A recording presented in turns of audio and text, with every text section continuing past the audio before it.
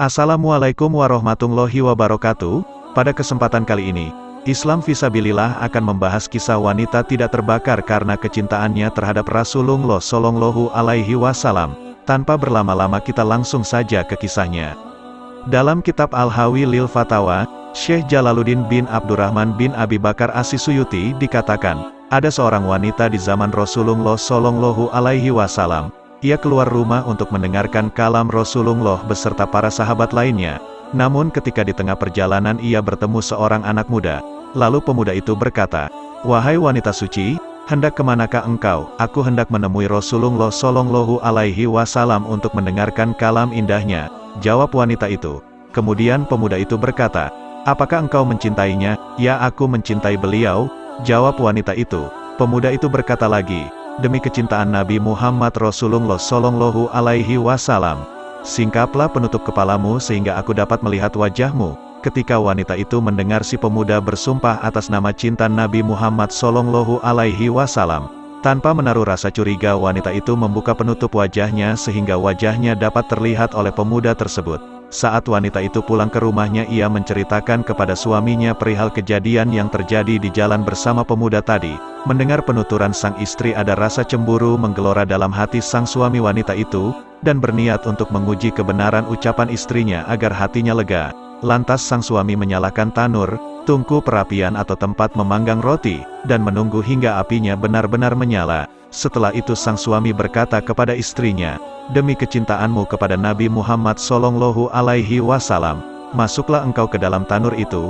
Mendengar sang suami bersumpah dengan atas nama cinta Nabi Muhammad Shallallahu Alaihi Wasallam, wanita itu pun seketika masuk ke dalam tanur tanpa memperdulikan nyawanya, karena dorongan kuatnya.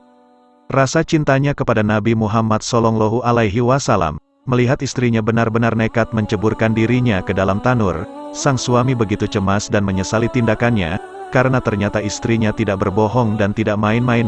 Karena kebingungan dan tidak tahu cara menyelamatkan istrinya, sang suami pun bergegas menemui Nabi Muhammad Shallallahu Alaihi Wasallam sembari menceritakan semua kejadian yang dialami istrinya. Mendengar ucapan dari suaminya itu, maka Nabi Muhammad Shallallahu Alaihi Wasallam bersabda, "Pulanglah dan keluarkanlah istrimu dari tanur." Tanpa menunggu lama sang suami pun pulang dan segera membuka tanur. Namun ajaibnya ternyata istrinya ditemukan dalam keadaan selamat, hanya badan dan pakaiannya yang basah oleh keringat, seakan-akan ia baru keluar dari hamam, pemandian air panas atau sauna. Sayyidina Abu Bakar As-Siddiq radhiyallahu anhu berkata, "Demi zat yang jiwaku berada di tangannya, kerabat Rasulullah Shallallahu Alaihi Wasallam lebih aku cintai melebihi kerabatku sendiri." Abu Bakar juga berkata, "Muliakanlah ahlul bait Nabi Muhammad Shallallahu Alaihi Wasallam." Diriwayatkan dari Anas bin Malik radhiyallahu anhu, Rasulullah Shallallahu Alaihi Wasallam bersabda, "Barang siapa mencintai sunnahku, maka sesungguhnya ia telah mencintaiku, maka ia bersamaku di surga." Dalam kitab Duratun Nasihin dikatakan, maka barang siapa yang menginginkan dapat melihat Rasulullah Shallallahu Alaihi Wasallam, hendaklah ia mencintai beliau dengan kecintaan yang sungguh. Adapun tanda-tanda cinta kepada Rasul itu adalah mengikuti sunnahnya yang mulia, dan memperbanyak bersolawat. Sebab Rasulullah Shallallahu Alaihi Wasallam telah bersabda, barang siapa mencintai sesuatu, maka ia banyak menyebutnya. Dari kisah luar biasa ini, apakah masih ada keraguan dalam diri kita untuk mencintai Rasulullah Shallallahu Alaihi Wasallam beserta seluruh keturunannya? Semoga kaum muslimin dapat membuktikan kecintaan kepada Rasulullah dengan kesediaan penuh untuk menaati dan mengikuti sunnah-sunnahnya, sehingga kita mendapatkan syafaatnya dan dapat berkumpul bersama orang-orang soleh pecinta Rasulullah Shallallahu Alaihi Wasallam di surga kelak. Wallahu a'lam bishawab.